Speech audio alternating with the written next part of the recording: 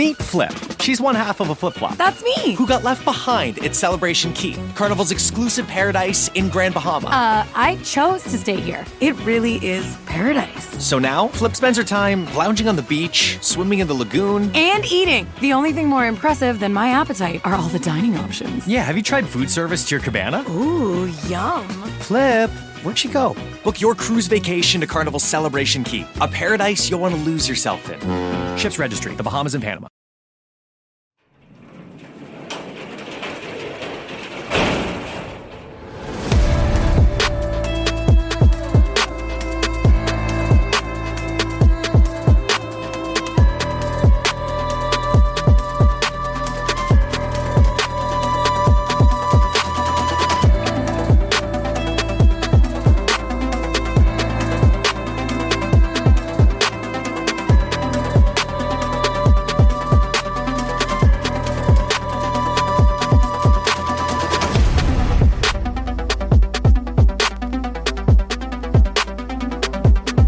Welcome to True Crime Garage. Wherever you are, whatever you are doing, thanks for listening. I'm your host, Nick, and with me, as always, is a man who is on a long journey to the middle. Here is the captain. It's good to be seen and good to see you. Thanks for listening. Thanks for telling a friend.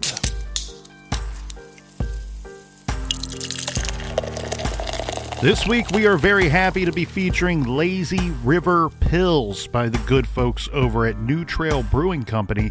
This is a good one for both Oktoberfest and my favorite time of year, September, and what I am sure that we all hope for some lazy late summer days. Lazy River Pills is a traditional German Pilsner that is dry hopped with hand-selected Citra hops from the Pacific Northwest. Brewed in the great city of Williamsport, PA, the birthplace of Little League Baseball and host city of the Little League World Series. Garage grade 4 out of 5 bottle caps. And Captain, let's give some thanks and praise to our friends for helping us fill up the old garage fridge for this week's shows. Yeah, good. We Like Your Jib goes out to Sarah from Bloomington, Indiana. And last but not least, we have a shout out to Scribe in Annapolis, Maryland. Shout out to Scribe Band. Everybody we just mentioned went to truecrimegarage.com, clicked on the pint glass, and helped us out with this week's beer fund. Yeah, BWRUN Beer Run.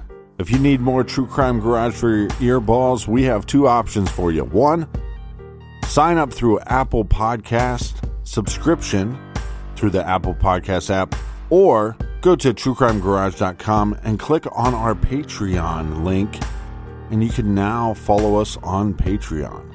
And that's enough of the business. All right, everybody gather around, grab a chair, grab a beer. Let's talk some true crime.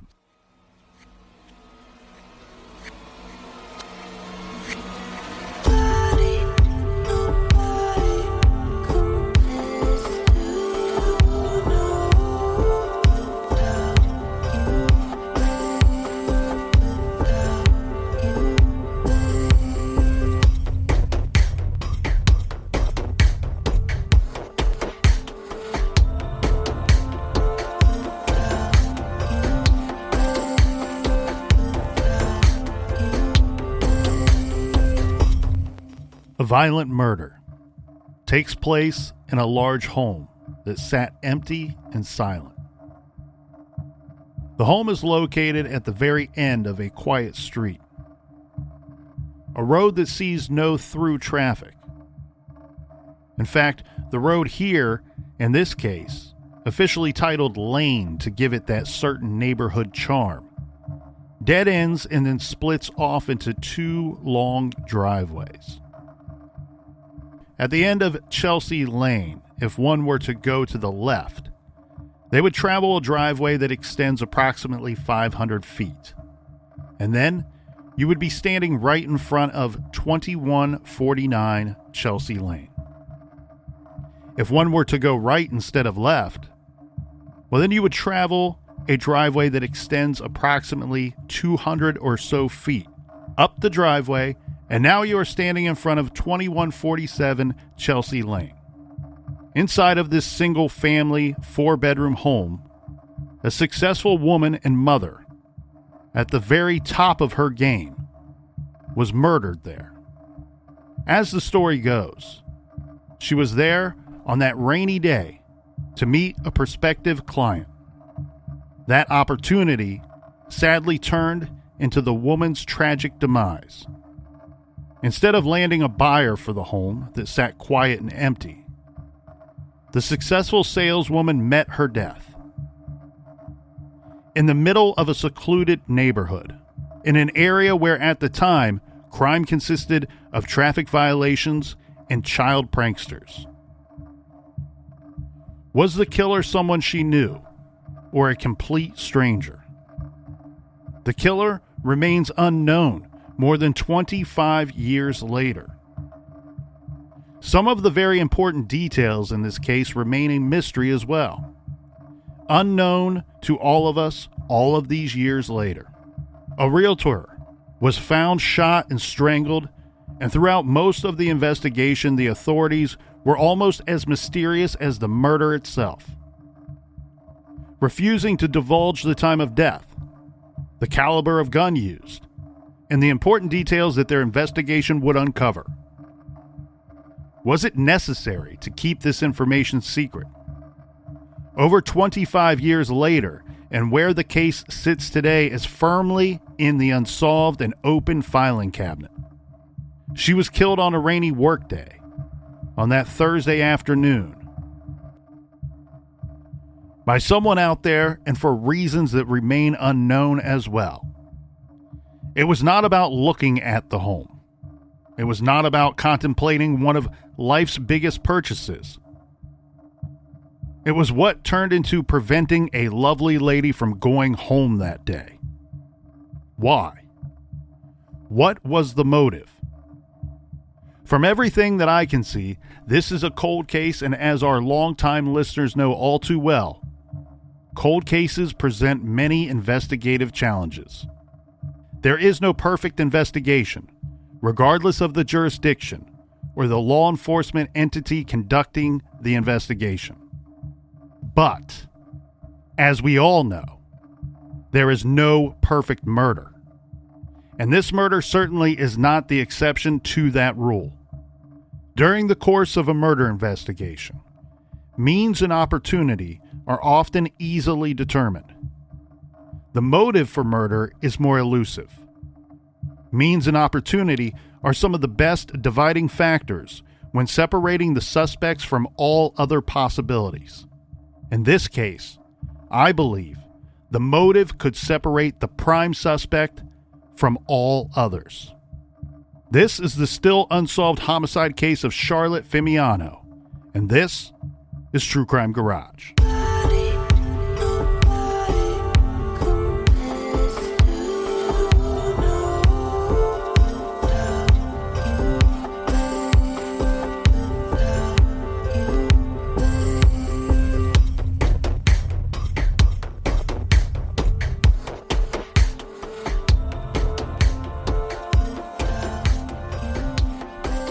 As the Morning Call newspaper put it, it didn't matter that the house on Chelsea Lane stands in the middle of a secluded neighborhood, in a location where crime is akin to speeding citations and vandalism rather than murder. But 40-year-old Charlotte Fimiano was killed there anyway. This is in the Hellertown, Lower Saucon Township area of Pennsylvania. So not terribly far from New Jersey and just east of Allentown and Bethlehem, two larger cities in Pennsylvania. This is a murder that took place on Thursday, September 11, 1997. This is a cold case that is very solvable, in my opinion, and you know how much we love to be able to put those words together in such close proximity. Charlotte Fimiano was born Charlotte Christie Ettinger in 1957 to parents Donald and Anna Mae Ettinger. At the time of the murder in 1997, Charlotte was married and was the mother of one. Her husband is Christian Fimiano, and her daughter is Christy Everett Fimiano. Her daughter Christy is older. She's grown up. She's a senior in college, still living at home with mom and her stepdad, who, from my understanding, raised her as his own. In 1997, Charlotte was a very successful realtor. In fact, she had been quite successful in this line of work pretty much from the time that she started in the business. She worked for Weichert Realtors in Bethlehem for about 10 years. And I do want to give a little bit of clarification here, Captain. Weichert is a larger company. They have several offices. In fact, she worked at the Easton office for many years before transferring to Bethlehem, to that location, where she had only been for about a year and a half prior to the murder. So she worked for Weichert for about 10 years and then, as said, only about a year and a half at the Bethlehem office. She was a member of their $1 Million Sales Club, a repeat member. I think that's an annual club or annual award that they give out. In 1990, Charlotte was named Woman of the Year by the American Businesswomen's Association Starburst chapter. Now, an overview of the case is pretty much the same as the information that was released in the early goings of this investigation. Early on, the information was coming out from primarily three sources: the coroner, a detective, and a fellow realtor. So let's go through the overview and include all of the known early information, and after that, we will see if we can add some additional details. There are some very interesting theories here, and while we don't have any publicly named suspects, I think we will be able to conjure up a few to discuss and see if the puzzle pieces fit. Early on, law enforcement was very tight-lipped on what they were sharing with the public in this investigation. It makes you wonder what they were finding out and when they were finding it out, because they would start to release some other information as this investigation would drag on. But let's go to the beginning. Okay, so one of the more well-known headlines here in this case is from a Saturday, September 13th, 1997 newspaper, The Morning Call, out of Allentown, Pennsylvania. The headline reads, "Bethlehem Realtor Found Slain in Lower Saucon Home for Sale." Immediately, one's mind starts to fill in the blanks. This information is from the Northampton County Coroner, Zachary Lasik, telling us that the realtor Charlotte Fimiano, age 40, who lived on Allen Street in Bethlehem Township, died from a gunshot wound to the head and strangulation. He very quickly ruled the death a homicide. However, he would not release the suspected time of death or the caliber of gun used in the murder. Charlotte's body was found just after 7:10 a.m. on Friday, February 12th. The police also would not confirm nor comment if Charlotte went to the property to meet a client or a prospective buyer. Later, we would get some better clarification as to what their investigative efforts would uncover. But as anyone can understand, in the early stages, the detectives are going to be looking to see if they can confirm who was the last person she was with. Why was she there? And who was she meeting with? And here they don't want to show their hand, right? This is a Pennsylvania State Police case, by the way, a state police investigation. They may not want the person to know that they are able to identify or have a lead on who that person may be that she was going to meet. So that's why you keep that secret. The manager of the Weichert office, where Charlotte worked out of, did talk to the newspaper as well. So this is the manager. Her name is Marcy Carter. She fills in some more details, from which we learn that Charlotte Fimiano was reported missing right around midnight on Thursday. Remember, the body was recovered the following morning, Friday after 7 a.m. And the newspaper that is giving out the first details of the case is from that Saturday, September 13th. Her co-workers describe Charlotte as plucky and aggressive.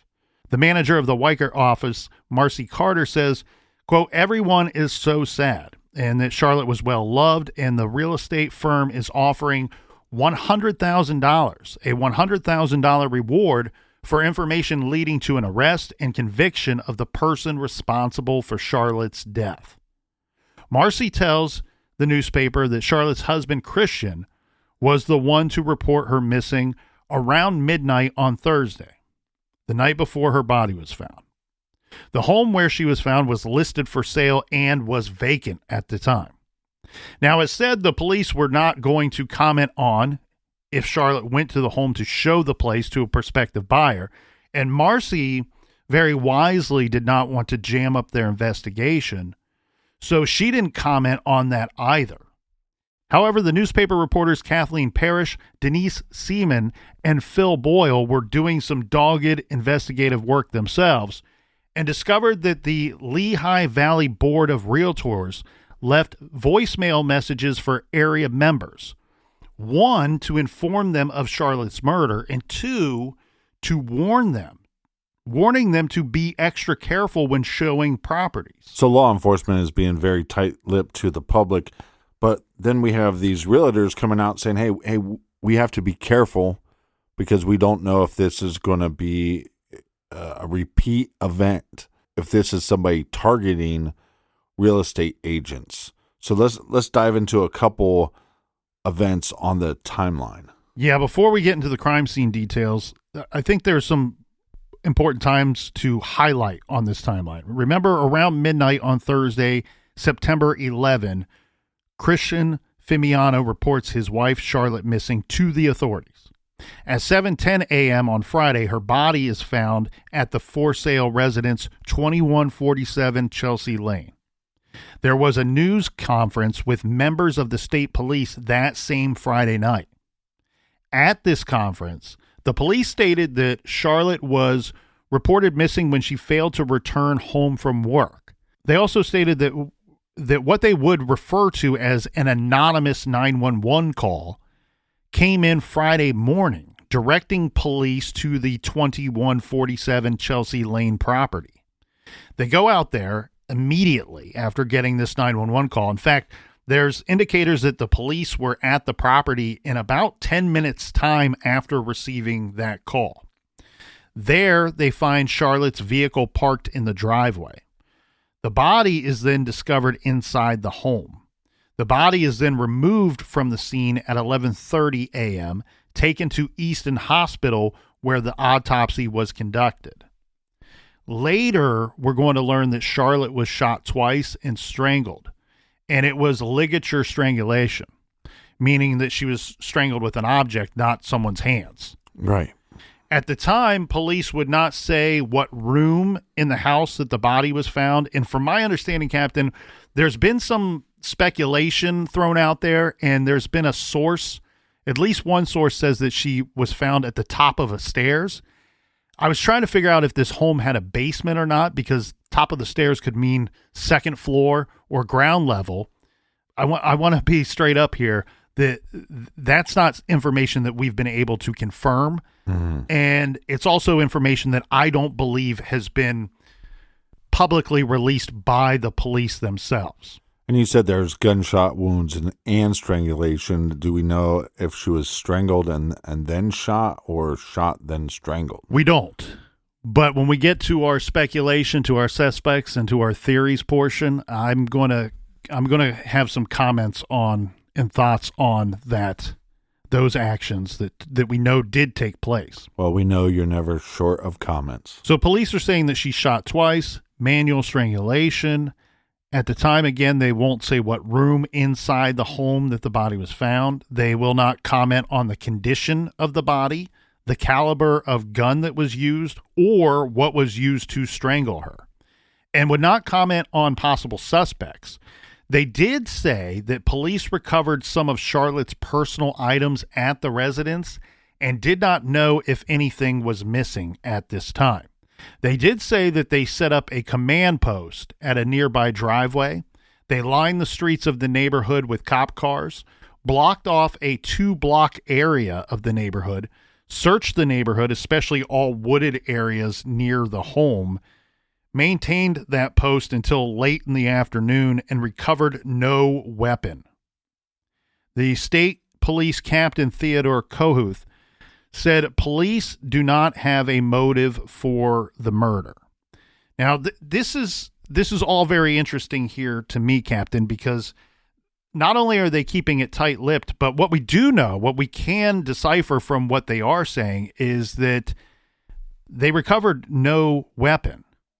So, one, we know that they were searching the area. They very likely were searching for the gun itself, wondering if maybe somebody ditched the gun, tossed the gun on their way out of the neighborhood, or if the killer lives in the neighborhood on a retreat back to their own residence. And there's two weapons that we're looking for, or law enforcement is looking for. One, a gun, and two, some object that would be used for the strangulation. And we always talk so much here in the garage about transfer theory. And transfer theory, to me, it's not a theory, it's a real thing, and it's a very great investigative tool. Transfer theory is the simple thought that a killer likely leaves something at a crime scene, knowingly or unknowingly, and the killer also will take something from the crime scene with him or her, knowingly or unknowingly. This can be any form of physical evidence, could be a weapon, what have you. What's really interesting to me here when we talk about this, of course they're going to be searching the wooded area for a gun. Of course they're going to be searching the neighborhood for the gun. But as you bring up, Captain, ligature strangulation, we know that she was strangled with an item, a rope, a cord, a wire, what have you. This makes me really wonder if that item came from inside the home, or they had reason to believe that that item would have come from inside of the home.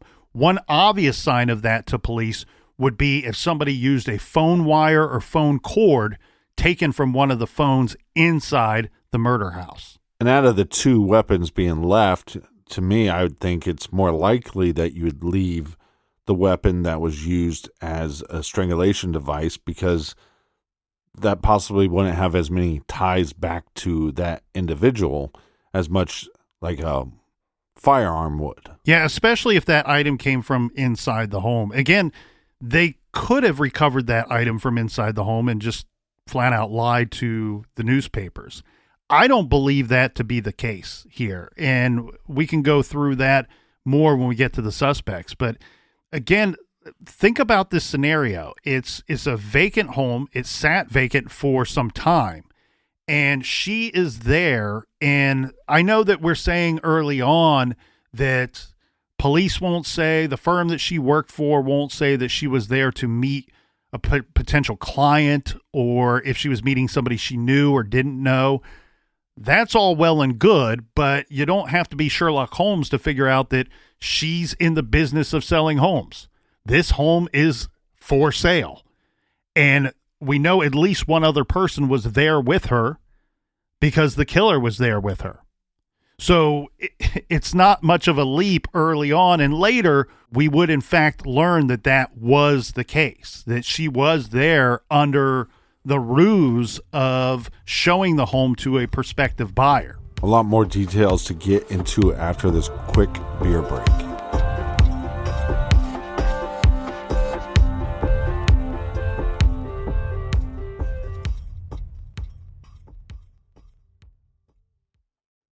Make this new year a milestone in your child's education with IXL.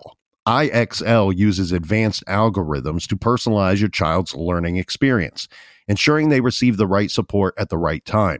With subjects spanning from counting and ABCs to advanced high school topics like calculus and SAT prep, one subscription covers all your child's educational needs and saves you time by providing organized resources all in one place. Friends of mine used IXL for summertime learning, and during the school year, they used IXL to improve their child's mathematics skills and reading skills. And not only is the child's skills improving, they're enjoying the experience as well. Make an impact on your child's learning. Get IXL now. And True Crime Garage listeners can get an exclusive 20% off an IXL membership when they sign up today at IXL.com/garage. Visit IXL.com/garage to get the most effective learning program out there at the best price. This show is sponsored by BetterHelp. What do you want your 2025 story to be? I would like to be a better version of myself. I'd like to stop comparing myself to others. I'd like to focus on what I can control. Every January brings you 365 blank pages waiting to be filled. In 2025, Maybe you're ready for a plot twist. Maybe there's a part of your story you've been wanting to revise. Life isn't about resolutions that fade by February. It's about picking up the pen and becoming the author of your own life. Think of therapy as your editorial partner, helping you write new chapters and create the meaningful story you deserve to live. BetterHelp is fully online, making therapy affordable and convenient, serving over 5 million people worldwide. I'm one of those 5 million people. Access a diverse network of more than 30,000 credentialed therapists with a wide range of specialties, and easily switch therapists anytime at no extra cost. Write your own story with BetterHelp. Visit BetterHelp.com/garage to get 10% off your first month. That's BetterHelp, HELP.com/garage. This show is proudly sponsored by BetterHelp. 2025 is here and Mint Mobile has a resolution for you. Skip the gym, skip the fad diets, skip the BS resolutions you'll forget about by next month. Instead, make a resolution to save some serious cash by making the switch to Mint Mobile. And right now, you can get half off their 3-month unlimited plan. All plans come with high-speed data and unlimited talk and text delivered on the nation's largest 5G network. I made the switch and I cut my mobile wireless service bill in half with Mint Mobile. Plus, I'm still getting high-speed data and unlimited talk and text delivered on the nation's largest 5G network. So it's the same great quality service at a fraction of the price. It's a no-brainer. Switch to Mint, and new customers can get half off an unlimited plan until February 2. To get your new wireless plan for just $15 a month and to get the plan shipped to your door for free, go to mintmobile.com/TCG. That's mintmobile.com/TCG. $45 upfront payment required, equivalent to $15 per month. New customers on first 3-month plan only. Speed slower above 40 gigabytes on unlimited plan. Additional taxes, fees, and restrictions apply. See Mint Mobile for details. Well, it's officially too cold to do anything. The upside, you can cocoon yourself in a soft and cozy Bombas socks, slippers, and underwear all winter long. The secret is in their fabrics. We're talking about the good stuff, like merino wool, which feels as cozy as a ski lodge. But if you want to brave the cold on the slopes or on a snowy run, Bombas has athletic socks built for that too. It doesn't matter which Bombas you get because every Bombas item gives back. For every item you purchase, Bombas will donate another item to somebody facing homelessness. This is why we love Bombas. I get to treat myself and also treat somebody else in the process. It's a win-win. I've been telling you for years, Bombas has the best socks, period. But now I'm proud to say that Bombas has the best slippers I have ever owned. So why not this winter feel nice and cozy? Treat yourself. So try Bombas now. Head over to bombas.com/garage and use code GARAGE to get 20% off your first purchase. That's BOMBAS.com/garage. Code GARAGE at checkout. Treat yourself with Bombas.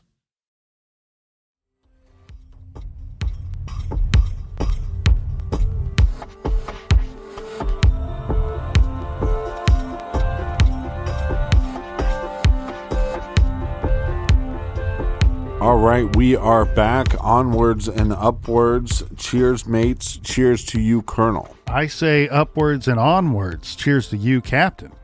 All right, Captain, here's the thing. One key player in this murder investigation, of course, is going to be the crime scene, the murder house, the home that was listed for sale.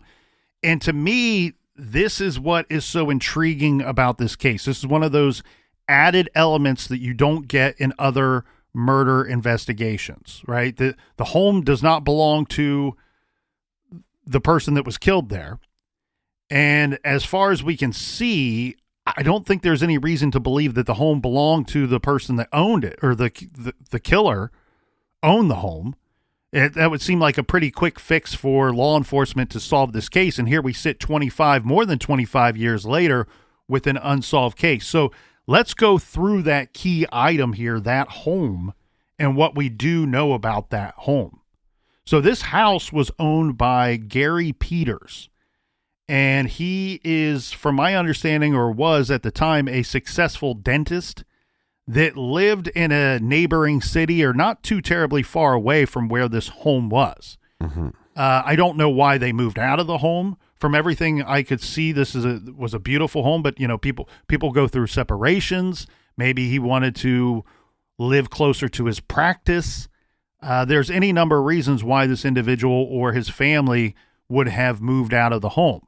But obviously, if you're in law enforcement, you have to vet anybody that owns the home. Correct, because one, they would have access to the home and to the property. Right. And so you're looking for a suspect here, and you're also going to be going through what you find on your victim in her car or inside that residence that she brought with her to help lead you to a suspect. And we'll get into some of that here in a minute. We do know, per police, they did say we did recover some of her belongings inside the residence, and we did find her vehicle parked in the driveway out front of the home. Now, one thing we need to be very clear here on, and we talked about this a little bit in the trailer today, is this house is very secluded. We did talk about it being in a neighborhood, but it's kind of on the fringe of that neighborhood. And this would be an ideal place for many people to live, because you, at this location in 1997, and if you look up this on any map app, you will still see this today. This home and property offers the feel of like country living, secluded, retreat, country type living, but you would have all the amenities of living in a city. You're nearby all of your places to work. It would be a short commute to schools or to work, but you would also feel like you're kind of out in the middle of nowhere. So the property's actually, I seen it listed multiple different ways, and that is because we talk about the house being vacant. It had been listed from, as far as I could see, starting in January of 1997. Charlotte Fimiano is killed in this home in September of 1997. And the home, the listing would typically run in the Sunday newspaper, and it would give a price and a description, and it had run fairly regularly during the months that it was for sale. And some of the listings would say over 3 acres. Well, the closest I could get to an exact specifications on the dimensions of this property, several of the listings say 3.5 acre lot and several say 3.6 acre lot. So you can tell from that you have this country feel living, but with all the amenities of the city. The other thing too is the positioning of this property on the road itself. As we talked about in the trailer, one would have to go to the dead end of Chelsea Lane. And then from there, it splits off into 2 driveways. Mm-hmm. And both of these driveways are not only lengthy, but they're leading to large properties. So one of the best listings that I could find, it's a little short here, but it said that this home had a indoor jacuzzi or hot tub, several fireplaces, has a great view, again, over 3 acres lot. It was listed. This is another interesting little tidbit here, Captain. This home was listed with Weichert Realtors, but it's not listed by Charlotte Fimiano. She's not the listing agent. Right. In 1997, Sharon Adams is the listing agent, who also works for Weichert Realtors. Yeah, so I don't know a ton about the real estate business or being a real estate agent, but if you're the listing agent, you're responsible, obviously, for the contracts, for staging the house, if it's going to be staged, for the photographs that are taken, it being listed, and the details in which it's listed. So as far as what Charlotte is doing is mainly, she's just going to be showing that to clients. Yeah, so it's very common to have 2 people, both parties represented. Mm-hmm. The seller is often represented by a realtor, unless it's a FSBO, right, for sale by owner, and you also have the buyer who is typically represented by a realtor. Now, if you are a first-time home buyer, do not know much about the housing market, and you are looking for a home, and you're thinking, well, I'll just go it alone. No, get a realtor, because you as the buyer do not pay any commissions to the realtor. The seller always pays the commissions. So you get free advice, free advisory on your big decision on making one of the biggest purchases of your life. So, Right. But what's weird here, and I think a lot of people are going to latch onto this rather quickly. Could we have a scenario where the listing agent gets upset with Charlotte for showing her listed property? Right?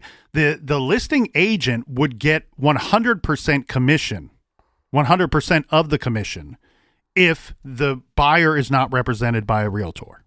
Mm-hmm. So it does cut into their money. However, they don't lose the commission. They split the commission with the buyer's realtor. So back in 1997, commissions have changed over the decades. I don't know what they would have been in this area in 1997. I'm guessing what was popular here in the late 90s was between like a 4 and 6% commission. Right. So if you're splitting that two ways, it's 2 each, 2.5 each, 3 each, somewhere in that neighborhood. So this property, as said, was listed for approximately 8 to 9 months before the murder takes place. It was eventually sold, even after the murder. I don't recall when, but they did drop the price over the course of that time period that it sat and did not sell. It was originally, the first price that I could find listed here, Captain, was for $279,000. And at the time of the murder, it was listed at a selling price of $259,000. Now, why is that important? Because, again, we are talking about people's livelihoods, people that are in the business of working off of commission. And so it is important to know that this, at the time in 1997, in this area, this is considered to be a higher end property to have as a listing. Also, higher end property to be showing to a potential buyer. Yeah, I understand that, but it's not like you're cutting out their commission completely. So it just seems like a kind of a weak motive to be looking at the listing agent as a possible suspect. And I think that this case is rather complicated, and I think that the part of the complications involved in this case is, again, going back to the motive. Motive is elusive in many of these investigations. In fact, there's oftentimes where a case will go to trial and you will get a conviction and still nobody is certain of what the exact motive was.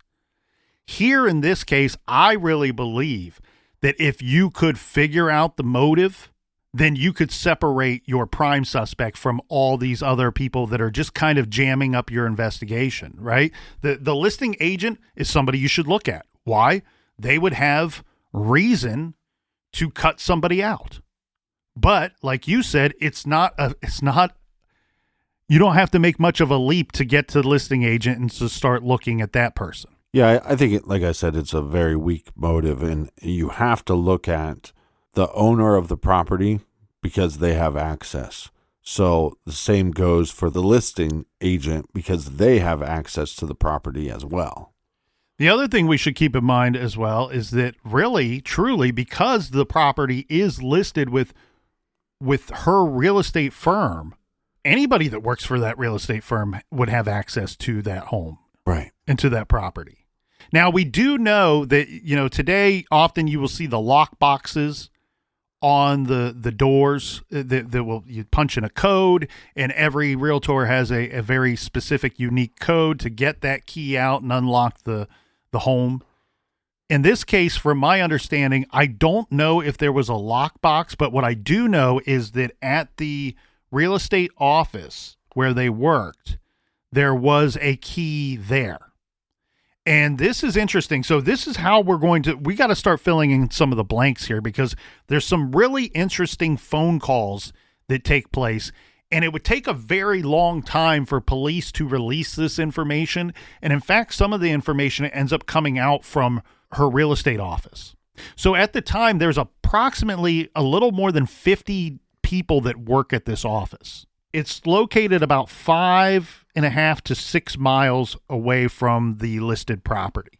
What they did back then, and I'm sure this is fairly common in different lines of work where you're primarily paid in commissions, what they did was they would have a rotation where you would be the person that would be assigned the cold calls, right? So what this is calls that would come in, or people that would, potential clients that would drop into the building unannounced with no appointment scheduled. And from my understanding, Captain, they actually had 2 agents that would do this task for a 1 week period. Mm-hmm. To many that have never worked in a line of work where you're paid solely on commission, you would think, oh, well, this is annoying busy work. Who would want to do that? You'd want to keep all of your appointments. Well, I think that's why they would assign 2 agents, so that if you did have some appointments, you could keep them and make arrangements with the other agent so that there was always somebody to answer the phone and also somebody to greet any walk-ins that they may have. And in fact, if you work on commissions, you want to catch this task periodically, because this is an opportunity for you to get new clients by them just calling in or just walking into the office. So from my understanding, Captain, Charlotte and another agent were put on this task for that week. Now, remember, we know the murder takes place on a Thursday and the body's found on a Friday. It's been reported that the appointment, if you want to, let's call it an appointment, but it's kind of a last minute appointment, right? She catches this appointment by answering the phone that week. So she's answering the phone for the office that week. A call comes in the day before the murder. And I'm going to be straight up with everybody right now, because I think there's some devil in the details here. And the problem is the details are a little shaky. Right. And part of that is because police have not released information and still haven't all these years later. The details that are shaky is that, one, it seems across the board, everybody agrees that the call came in the day before. That somebody called and said, hey, I want to see this property. I could be there tomorrow at 1 p.m. That's the way that it's reported most of the time. We're going to dive into that a little bit more, but let's stick with that for now, okay? Wednesday, Charlotte receives a cold call. She writes down this individual's name, writes down the property, and agrees to meet them there at 1 p.m. on Thursday. Okay, I have a question. Yes, sir. So when she is getting this call, is this coming into her own private line, or like a line that's dedicated towards her, or is it just coming in to the real estate company and she just happened to be the one that answered the phone? All indicators was that this was not a call where somebody asked for Charlotte Fimiano, or that somebody was calling her direct line. Every source says that she was working these cold calls along with another agent, and that's how this appointment was set up. Yeah, because if you want to target Charlotte, right, I'd go, well, what listings does Charlotte have? I'll set up an appointment to see one of those houses, so I can make sure I'm getting my target. I think there's evidence to show that possibly the person didn't care who showed up to show them the house. Right. And here's the other problem with this information. Okay. I believe this information to be good information. The problem is it's not detailed enough. Again, the devil is always in the details, right? The information is that she catches this cold call that comes in, and she agrees to meet an individual the following day at 1 p.m. out at this property. And the thing here, though, is when you start looking at source information, the sources report this differently. Several sources state that the caller, a male caller, called asking to see a secluded vacant property. Now, we don't know the details of that conversation, and I don't believe for a second that that conversation was 1 or 2 sentences long. I think this was probably a lengthier conversation because a good salesperson, and what do we know about Charlotte? She was a great salesperson, is going to try to get as much information from the potential buyer, their potential client, as possible. And so we don't know the details of that conversation. But again, several sources are saying that the male caller asked to see a vacant, secluded property. Okay, so tell me if I'm crazy. Doesn't seem to me that this killer is choosing his victim, but he's choosing the location. The location seems to be more important. Well, that could also go along with the other source information. The other source information is very different to me. It says that the male caller was asking specifically about this property. Right.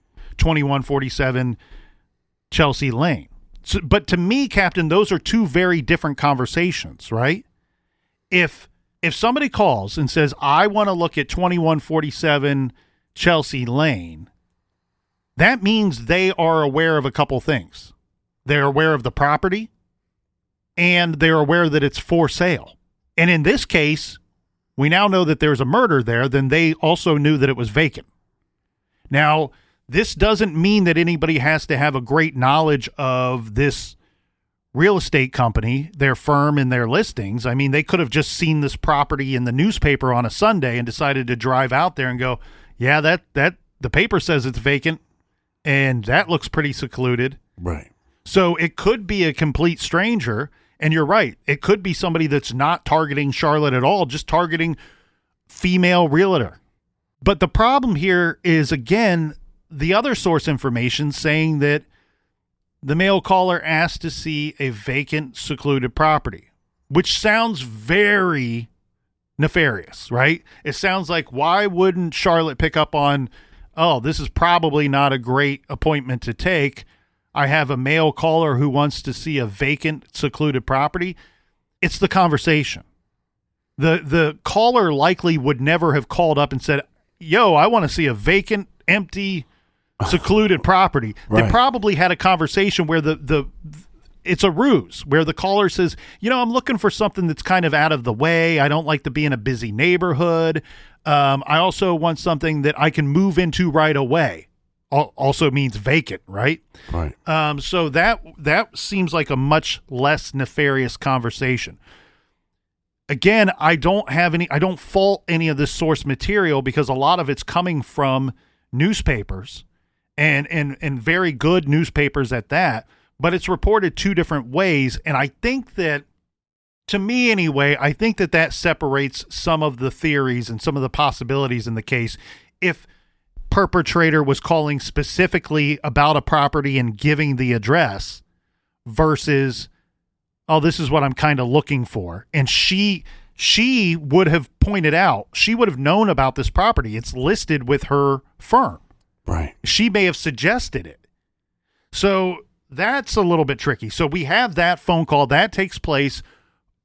Everything says that phone call takes place on Wednesday. We don't know what details police were able to decipher from the notes that she took from that phone call, other than they have said that they did have a name in her appointment book.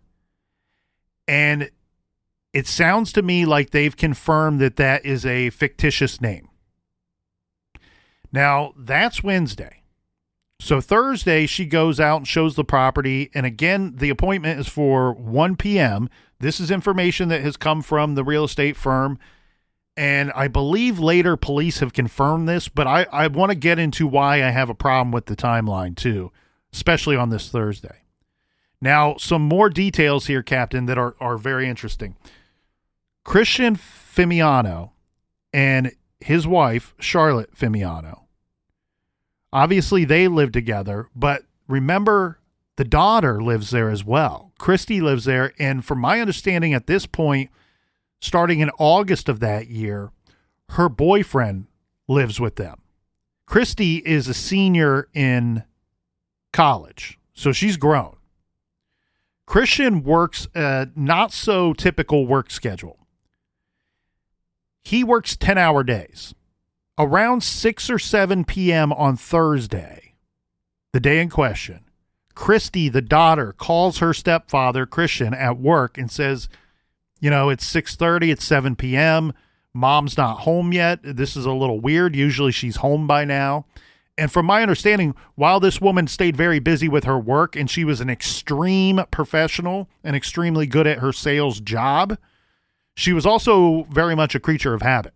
Once her workday was done, she was an at-home person. She was a homebody. Yeah, you can work hard and play hard. And you can also not play hard and just sit at home. Yeah, but the playing hard could be work hard, relax hard. That's right. So Christian says to Christy on the phone, I understand your concern, but also keep in mind, when you work in the sales business, if you want to be really good at it, your schedule is whatever your client's schedule is. If a potential buyer can only go and look at a home at 7 p.m. on a Thursday, well, if you want to be successful, you better take that 7 p.m. appointment. Mm-hmm. And Christian and Charlotte have been together for well over a decade. I think they got married in the early 80s, like 80, 81. And so this is 1997. He says to Christy, she's probably just out on a late appointment showing a house to potential buyer, or maybe she's taking a listing. I'm sure it's nothing, and I'm sure she'll be home soon. Okay, so that phone call ends. Christian gets home from work a little after 11:30. This is why the missing persons report comes in so late. He gets home, and his stepdaughter, Christy's like, she's still not here. Okay, now Christian's concerned. So he calls into police just before midnight, shortly after arriving home. Hey, my wife is missing. And an interesting thing, too, about this line of work, realtors are not like completely unknown in their towns, right? You're used to, sometimes you'll see their face and name on their listings, on the signs in front of the properties. And it's not uncommon, too, to see their names and faces on billboards. Yeah, or in the newspaper. Exactly. Ads, so, yeah, or on urinal cakes, my favorite. We have this person who's now missing. She's officially missing, reported missing so by her family.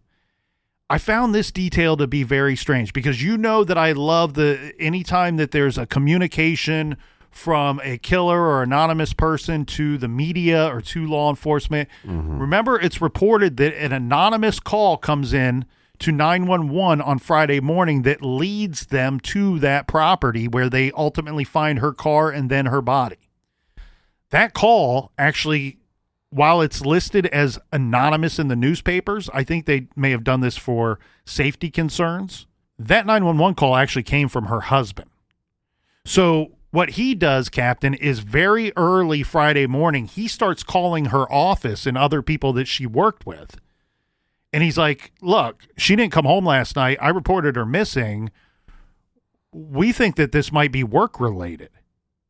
And whoever gets to the office rather early, they're able to determine a couple things. One, that the key for 2147 Chelsea Lane is still gone from their keyboard. And two, it was Charlotte Fimiano that was scheduled to show that property. I have a question. Do you know if there was other properties that were pulled to show this individual, or was it just this house? Because sometimes when you're looking for a house, the real estate agent will take you to multiple properties. From my understanding, this was the only property that she was showing to this caller. Mm-hmm. So police, armed with this information, they now drive out to that property, and immediately, again, they find her vehicle, then they find her dead inside. All those phone calls are very important. It shows some movement and communication and an appointment set up by the likely killer, right? The person that called and set up the appointment doesn't 100% have to be the killer, but would seem to be the most likely of persons to be responsible for the murder.